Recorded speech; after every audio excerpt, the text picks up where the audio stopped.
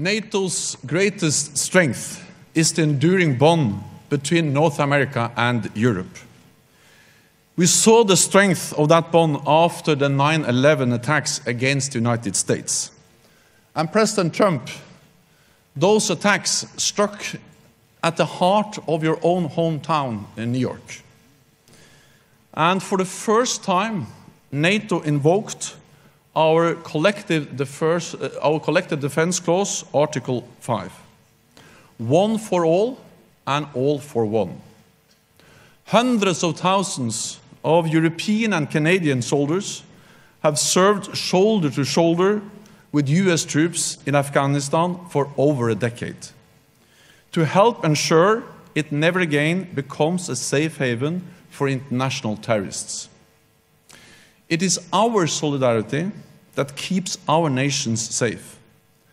And when our open and free societies come under attack, we stand up for our values and our way of life.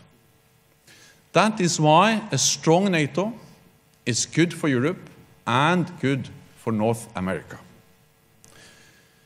The 9/11 and Article 5 memorial will be a daily reminder of our vital bond. And today we will commit to do more in our common struggle against terrorism. So, Mr. President, it is a great honor to have you here and a great honor to give you the floor. Please. Thank you. Thank you. Thank you. Thank you very much, Secretary General Stoltenberg, Chancellor Merkel. Thank you very much. Other heads of state and government, I'm honored to be here with members of an alliance that has promoted safety and peace across the world. Prime Minister May, all of the nations here today grieve with you and stand with you. I would like to ask that we now observe a moment of silence for the victims and families of the savage attack which took place in Manchester.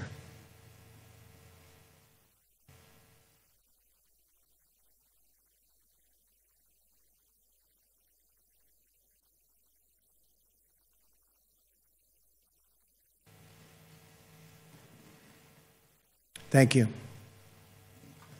Terrible thing. This ceremony is a day for both remembrance and resolve. We remember and mourn those nearly 3,000 innocent people who were brutally murdered by terrorists on September 11th, 2001. Our NATO allies responded swiftly and decisively, invoking for the first time in its history the Article 5 collective defense commitments. The recent attack on Manchester in the United Kingdom demonstrates the depths of the evil we face with terrorism. Innocent little girls and so many others were horribly murdered and badly injured while attending a concert. Beautiful lives with so much great potential, torn from their families forever and ever. It was a barbaric and vicious attack upon our civilization. All people who cherish life must unite in finding, exposing, and removing these killers and extremists. And yes, losers. They are losers. Wherever they exist in our societies, we must drive them out and never, ever let them back in. This call for driving out terrorism is a message I took to a historic gathering of Arab and Muslim leaders across the region, hosted by Saudi Arabia. There I spent much time with King Solomon, a wise man who wants to see things get much better rapidly.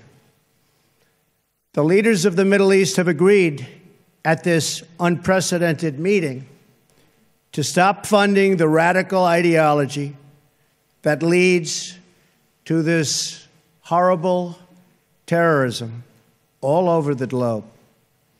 My travels and meetings have given me renewed hope that nations of many faiths can unite to defeat terrorism, a common threat to all of humanity.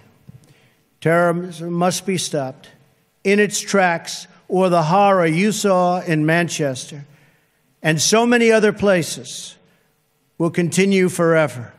You have thousands and thousands of people pouring into our various countries and spreading throughout, and in many cases we have no idea who they are.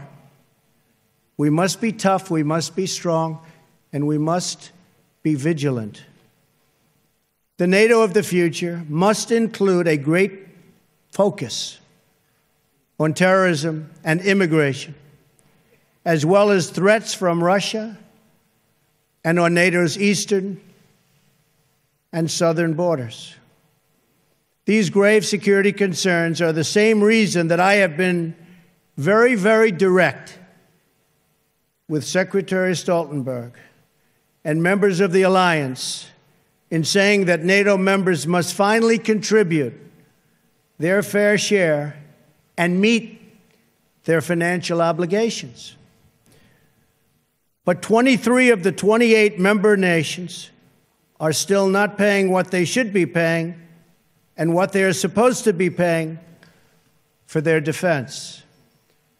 This is not fair to the people and taxpayers of the United States. And many of these nations owe massive amounts of money from past years and not paying in those past years. Over the last 8 years, the United States spent more on defense than all other NATO countries combined.